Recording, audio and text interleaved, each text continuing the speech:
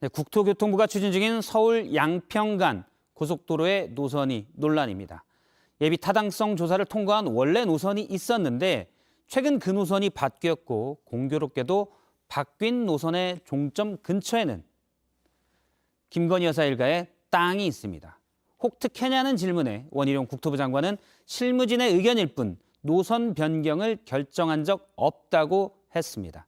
그런데 JTBC가 취재해보니 국토부가 이미 지난해 11월에 김 여사 일가의 땅이 포함된, 그러니까 변경된 노선을 단일안으로 사실상 확정하고 관련 사업 절차를 진행해온 것으로 파악됐습니다. 먼저 구혜진 기자입니다. 서울 양평 고속도로가 들어설 예정이던 경기 양평군 양서면입니다. 2017년 처음으로 계획이 나왔을 땐 물론 2년 전 예비 타당성 조사를 통과할 때도 양서면 일대가 종점이었습니다.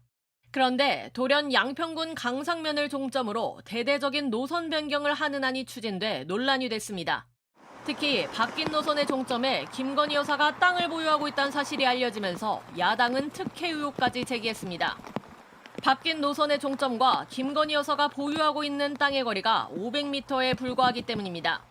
변경된 노선의 종점일 때 김건희 여사가 가족들과 공동 보유한 땅은 12필지입니다.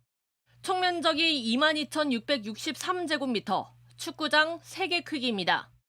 특혜 논란이 커지자 원희룡 국토부 장관은 노선 변경을 결정한 적이 없다고 해명했습니다.